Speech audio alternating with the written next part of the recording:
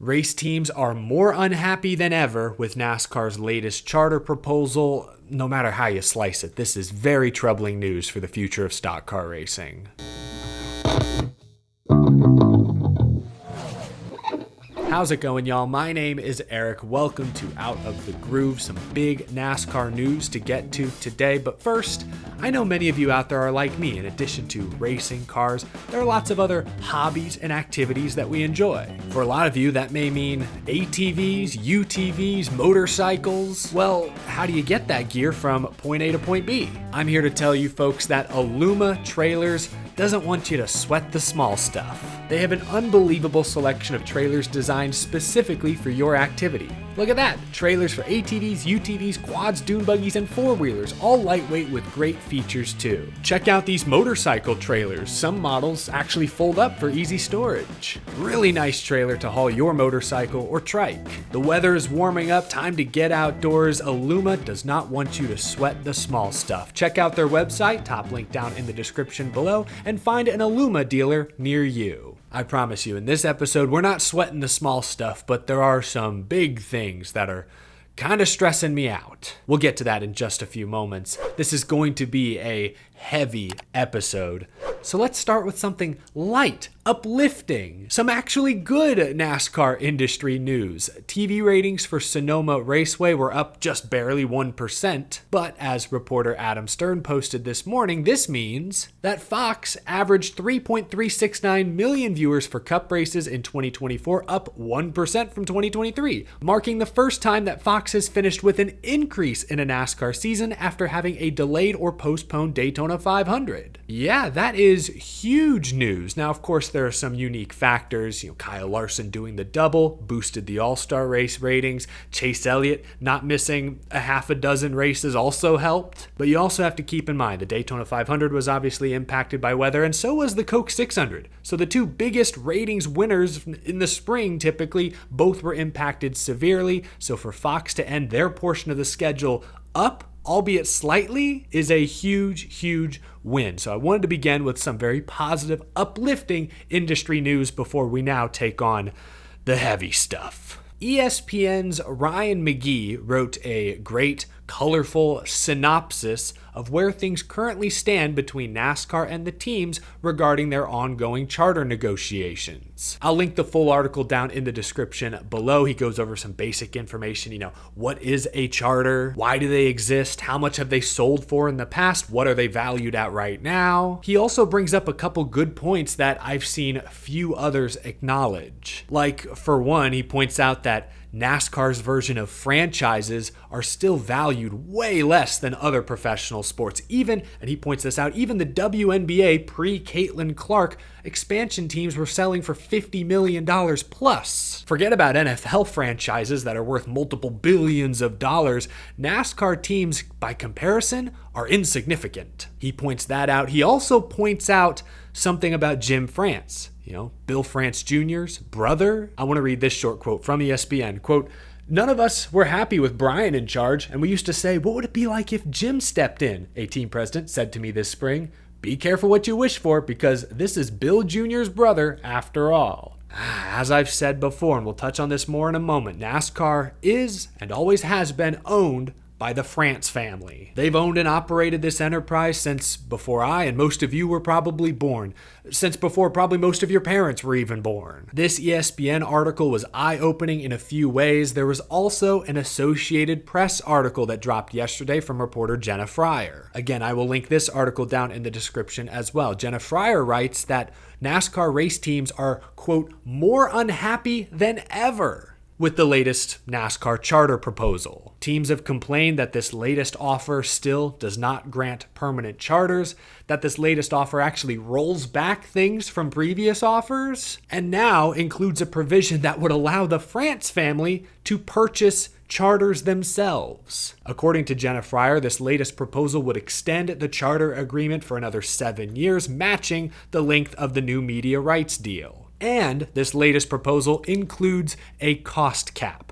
Now, there was no mention in this article of any rule that would limit organizations to 3 cars each. That has been rumored recently. No mention of that in this article. Doesn't mean it's not in there. It's just not being reported. Focusing in on charters, because I believe they are at the heart of this disagreement. We've long been waiting for Jim France, NASCAR CEO, to explain exactly why he doesn't want to make the charters permanent. As things currently stand, the charter agreement would expire at the end of 2024 unless this new deal is signed. He's all for a temporary extension of the charter agreement, but permanent charters, no way. In Ryan McGee's ESPN article, he included this short line, which reads, Jim France has repeatedly told teams they must accept the 7-year charter terms because, as they say he has said to them, we can only support you as long as we are being supported.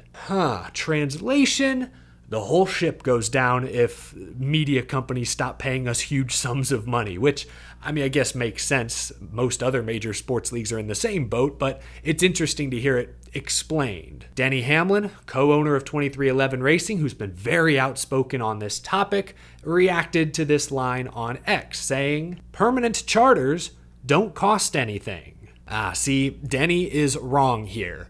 Permanent charters cost NASCAR leverage. That would be a big step towards NASCAR becoming like many other stick and ball sports leagues, where the commissioner effectively works for the different team owners. Jim France, the France family, they don't want to work for anyone. They've had the final say over anything stock car racing for 76 years. Granting the teams permanent charters effectively makes them franchises. Franchises who get a larger seat at the table and more say in how the league operates. The France family refuses to give up any power, to the point that now it almost sounds like they're trying to actively grab even more power. And I worry that could be the sport's downfall. The France family is being this aggressive because, in my opinion, they smell blood in the water. The coalition of race teams is fractured. We've discussed in the past how 23XI, maybe a few other teams, are very outspoken, while some smaller Cup Series teams may be more content to accept some of NASCAR's previous offers. And Jenna Fryer notes in this AP article that maybe Front Row Motorsports is one of those teams who would be willing to accept NASCAR's current offer, seeing as they just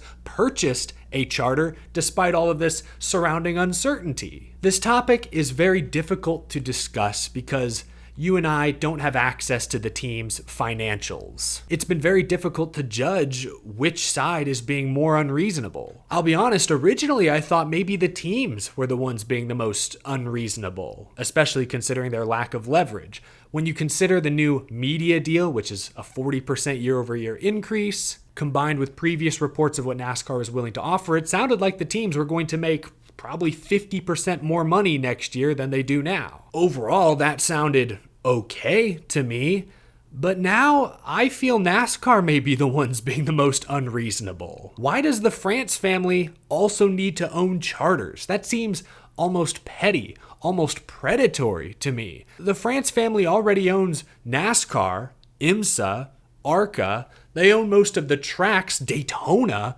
Why do you also need to own charters? Why open yourself up to that potential conflict of interest? At the end of the day, I just want both sides to make concessions. The model needs to be healthier for the teams, no doubt. With increased media revenue, odds are good they will get more money next year. That's a start. Will they need to agree to a cost cap? I'm not sure if that's the right call. That could be a concession the teams have to make. Ultimately, though, both sides do need each other. NASCAR is not the same without Hendrick, Joe Gibbs, Penske. Ratings would take a big hit. TV networks, sponsors would be pissed. They would have to rebuild. But at the same time, it's unrealistic to think that the race teams could go off and build their own successful national racing series. Sure, you'd have some star power, but NASCAR's not going to let you race at Daytona or Talladega or Martinsville or shoot maybe even Bowman Gray. The SRX couldn't even survive past 3 years, and they had a broadcast deal with CBS and then ESPN. It's a tough landscape out there. So both sides need each other. I hope we're able to come to some sort of compromise. This has been going on for far too long. Remember, teams first, aired their displeasure with NASCAR like more than 18 months ago, October of 2022. Remember all of last year, everyone was sounding the alarm saying, hey, we need to get a deal done before the end of 2023. We can't go into 2024 with this much uncertainty. Have y'all looked at the date lately? It's June 2024, and the teams are as unhappy as they've reportedly ever been. I'm still confident a deal will get done, but we are officially in the red zone. This is probably the most concerned I have been to date. And I think that concern is justified. I really do. June of 2024, and the two sides still seem very far apart. That is bad news bears. It's a difficult subject to discuss because there's so much kept behind closed doors that we can only speculate on. But I do want to know what you think. What's your take down in the comment section below? Hopefully you're able to follow along with the timeline I was trying to construct. Again, it's a difficult subject, a heavy subject. I warned y'all. Don't say I didn't warn you at the start of this episode, but I hope you enjoyed following along. Thank you all so much for watching this episode. Leave a like if you enjoyed, helps me out a ton. Subscribe if you're new to the channel. We stay up to date on all the latest NASCAR news, rumors, race recaps, and so much more. Big thank you to my Patreon supporters. My next race is Nashville at the end of this month. Looking forward to it. Hope to see y'all there. New episode of Power Hour, my podcast with Brennan Poole, will come out later this week. We're planning to have Josh Williams on the show. Should be a great conversation. I'm also hosting NWP Wednesday night, tomorrow night, 8 p.m. Eastern, right here on this channel. Come hang out with me and some of my YouTube buddies. We'll react to all the latest NASCAR news, preview Iowa, and so much more. Thanks for watching, folks. I'll catch you again in the next episode.